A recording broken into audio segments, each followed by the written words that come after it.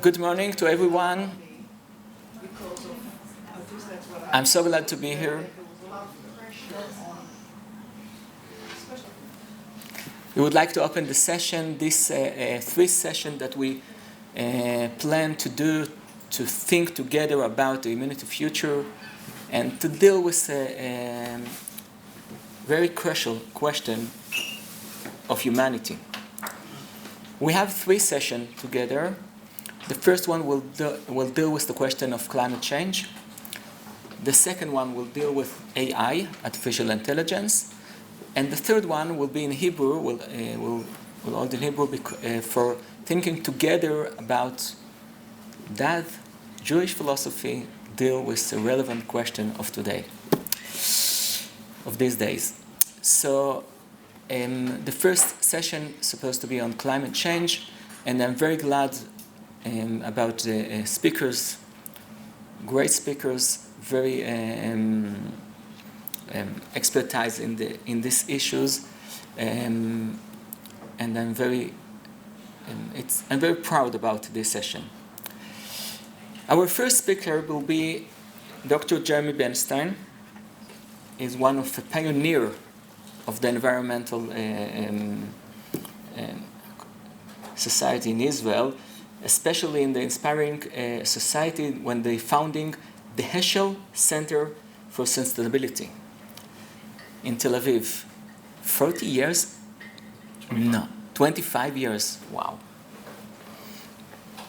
It's amazing. Jeremy holds a BA in linguistics from Harvard University and an MA in Judaic Studies and PhD in cultural anthropology from the Hebrew University. He's also a member of the 929, and is a project devoted to creating an inclusive, pluralistic Jewish discussion about the Bible.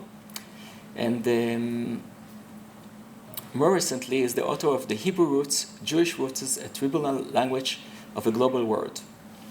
The floor is yours. Be here. I'm going to start with something a little lively. Wake you up this morning. A little pop quiz, okay? Not about knowledge, but more about opinions, okay? We're having this session because we're in a crisis. We're in an environmental crisis. The question is, how did we get here? What's the source of that crisis? Okay? I'm going to give you a few options, like to know your opinion. Okay, what is the best explanation of the origin of the environmental crisis and from when? Okay? A couple of choices, and it has a number with YA, that's how many years ago. Okay, did it really start 250,000 years ago, sort of with the development of Homo sapiens, the fact that we are people, it was inevitable? We'd say it goes back 2 million years, but let's say 250,000. Or is it 10,000 years ago with the Neolithic Revolution and the fact that we developed agriculture and the ability to store food and build cities? Was that the eventual beginning of the end? Or was it C? Was it 3,000 years ago, sort of the beginning of biblical culture, Western monotheism, et cetera, the human being conceived as the crowning glory of creation to fill the earth and to conquer it? Or is it more accurate to say that it was pretty much 500 years ago with the beginning of the scientific and the humanistic revolution? Man is the measure of all things, the desire and the ability to harness nature to serve humans. Or are we really looking at the roots of being very modern, even borderline postmodern, the unrestrained capitalism, consumerism, and globalization that began post-World War II? Okay, show of hands. Who thinks A is the right answer? None. Who thinks B is the right answer? One person. Two. Okay. The hunter-gatherers among you. Okay. Who thinks C is the right answer? One. Interesting. Okay, we'll be dealing with this thesis in a second. D. Ooh, there we go. This is the arrogance of secularism, arrogance of humanism, if you know David Ehrenfeld's book. And E. We got a few fans of capitalism chaziri, as we say in Hebrew. Okay. What does this all mean? What about all the above? Well, all the above doesn't really work if you're looking for root causes, okay? But yes, there is some combination here. So if you think it was A, you're really saying that the issue is human nature. If you say it's B, you say, no, it's really just a fact of the civilization that we've developed. If you say it's C, you're talking about beliefs, religious beliefs. And if you say D, you're really saying, well, it's really all about science and technology and how we manipulate the world. And if you say E, well, it's all about economics, okay? The teachers among you, this is a great trigger slide for the beginning of a class, by the way. I'm happy to send it to you. Okay. I'm going to try to focus a few of these themes and tell you what I think the major Jewish contribution to the discourse of climate change and the environmental crisis should be. Okay? Two classic essays, completely unrelated to each other. I'm going to have to try to, let's see if I can read it from the screen here. It's a little bit easier. Okay, no, it's not. Have shaped the contours of environmental thought since its inception, okay, in 50, 60, 70 years ago. Both were published in the journal Science within a year of each other. In the 60s, the one was by a biologist. Neither were articles in the natural sciences. Both gave rise to wide-ranging debates that are alive to this day, but among completely non-overlapping groups of people. Both provided seminal yet flawed definitions of the problem, and both suggested problematic yet provocative pragmatic solutions. And both were by Californians. I don't know if that's important. Okay, one is, of course, The Historic Roots of our Ecologic Crisis by Lynn White Jr., the historian. If you're in this room, you probably are familiar with that essay. Okay, it has defined a lot of the religious engagement, certainly the monotheistic engagement, with issues of environment. It's sort of a touchstone of how you relate to his thesis and the critiques of it.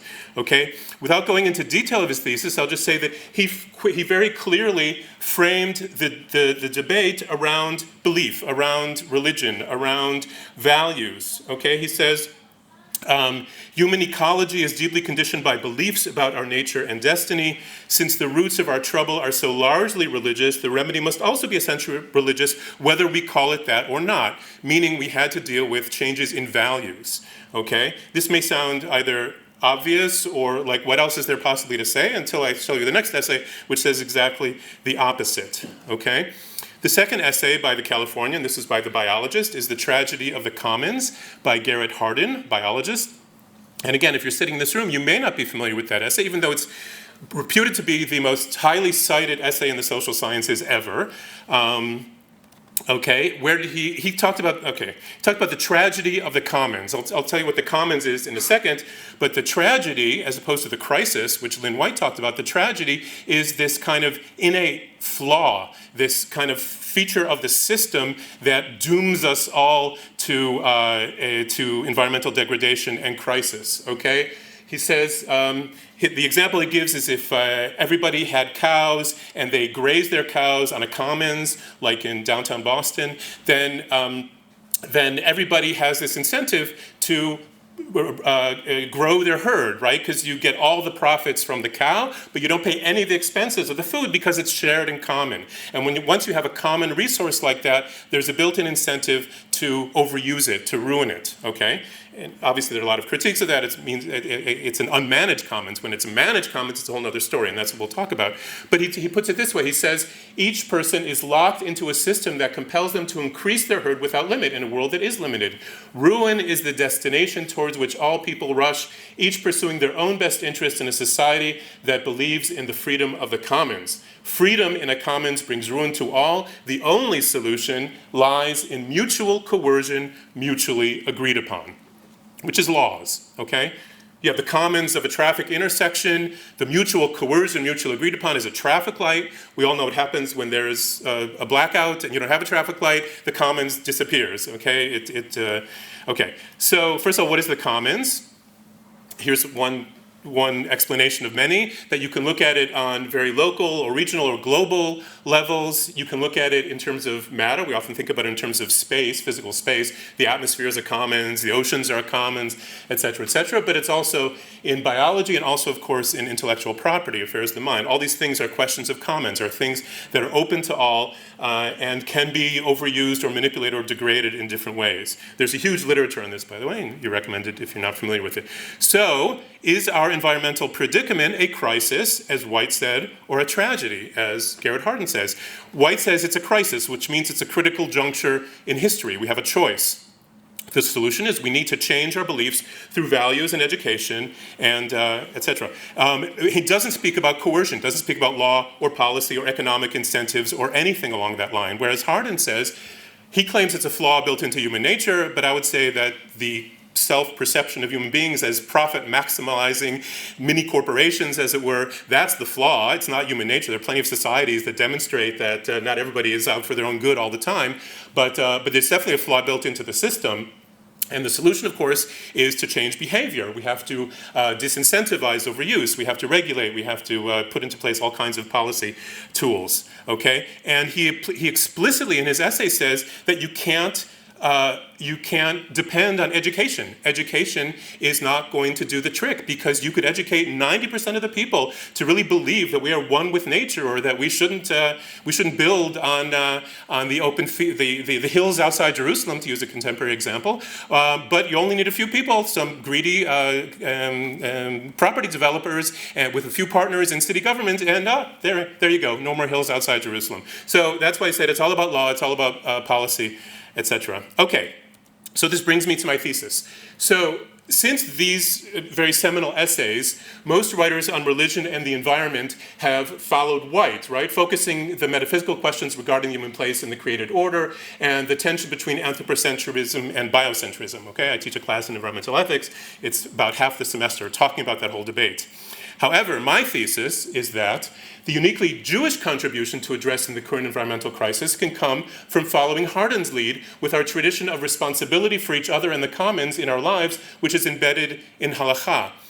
Okay, Hardin has been ignored, I think, by most religious thinkers because he's not religious. He doesn't speak in terms of religion. He seems to talk about the seculum, right? That secular world that religious thinkers don't deal with. But as we know, halakha doesn't make that distinction at all. And in fact, we have a lot more to say about how to obligate each other, how to create complete responsibility and liability regarding what we do with the commons, and which I think is far more relevant and determinative of what human behavior should be than the discussions about metaphysical values and biocentrism.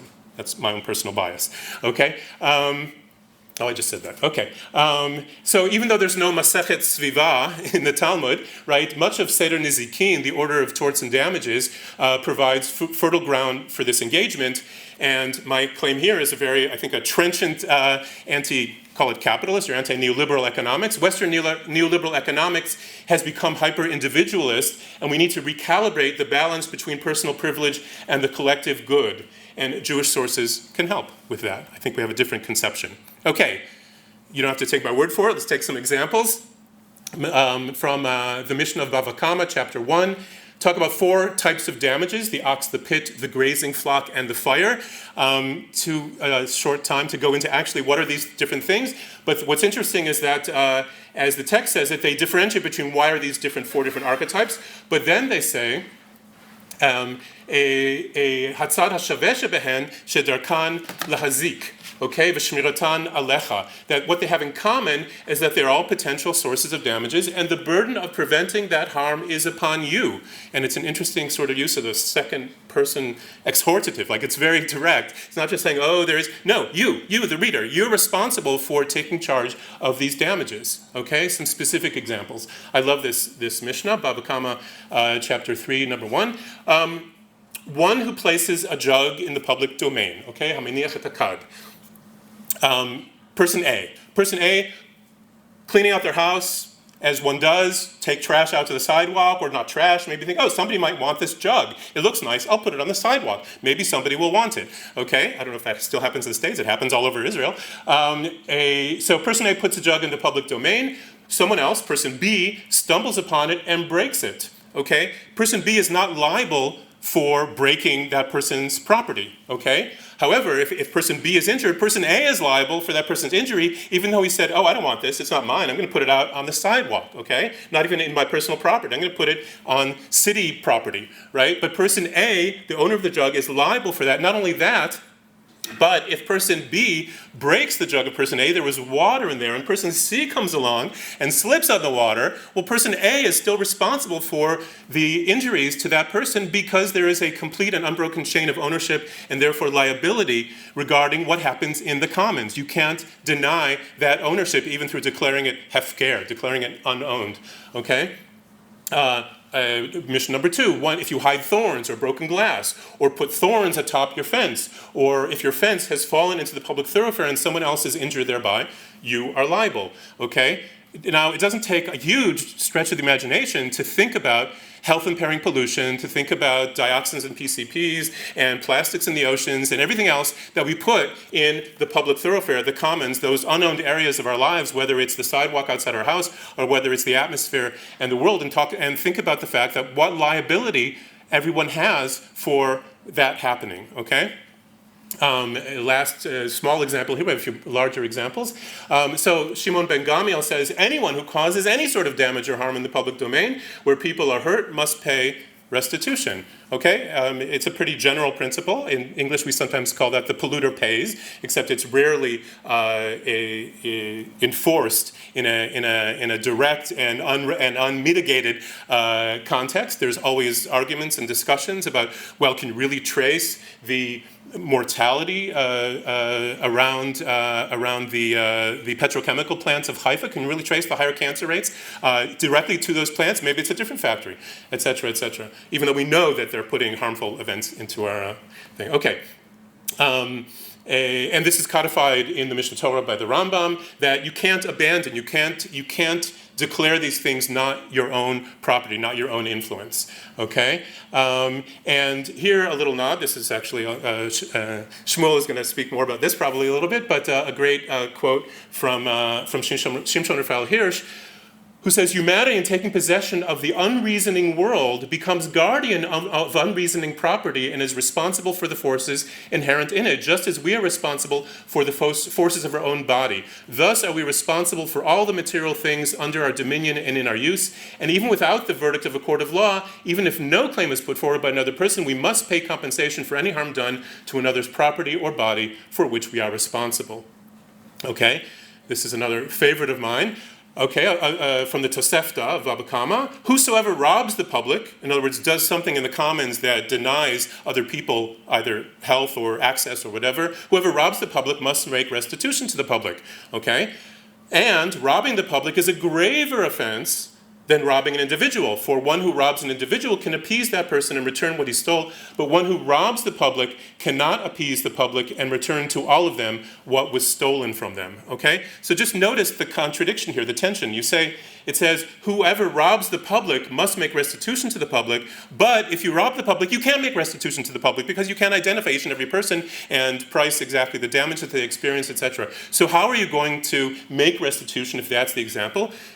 Answer is, you can't have end-of-pipe solutions. You have to have upstream solutions. You have to prevent the damage from happening in the first place. That's the only way of fulfilling this principle of making complete restitution is by not having to make restitution at all. And here's a little ditty about the commons from the 18th century. The law locks up the man or woman who steals the goose from off the common, right, the common thief, but leaves the greater villain loose who steals the common from off the goose, apropos privatization, etc. Okay, so, draw to a close here. I'll probably skip a few slides, but that's okay. So if we look at what we have today, neoclassical economics, commons is unowned, right? We take things from forests or oceans or whatever. It's a raw material, or it's a sink. We put things into the commons, as we know. Unowned meaning it belongs to no one. Environmental costs are external to the economy. If you've heard of externalities in economic interactions, that's because we don't include those in the way we price, we figure economic things. So environmental things are external. We believe somehow in the invisible hand, that if everybody is working only for their own benefit through a certain kind of selfishness, they create value in order to sell things in the marketplace and therefore profit by that. Only motivated by the profit motive, they create value for the common good, okay? And the more coercive legislation that is to regulate that free market that's guided by everybody's sense of self-interest, the more we see that as coercive and violating individual rights. Okay, that's, I don't think, a caricature of the right-wing neoliberal basic free market position. However, note that the environmental critique as well as the halachic critique says the following. The commons serves the public, okay? It doesn't belong to no one, it belongs to everyone. We all are stakeholders in the well-being of the commons, okay? We don't externalize costs. We believe in personal liability and internalizing all externalities. we believe that altruism is a good thing and is something to be expected in how we relate to the commons. And in that respect, there is a sense that there is a collective good, whether the kehillah, the community, or in larger and larger extending circles, that supersedes narrow personal rights. Okay, and I'll just end with this note that Forum Kohelet, if you're familiar with his importation of sort of right-wing neoliberal free market economics to Israel, I say take note. There is definitely roots of that in Western culture. I don't think it's a Jewish approach. I'll just say it right out. I don't think it has its basis in the Jewish approaches to regulation and the way the market should work for all of us. And I think that's all.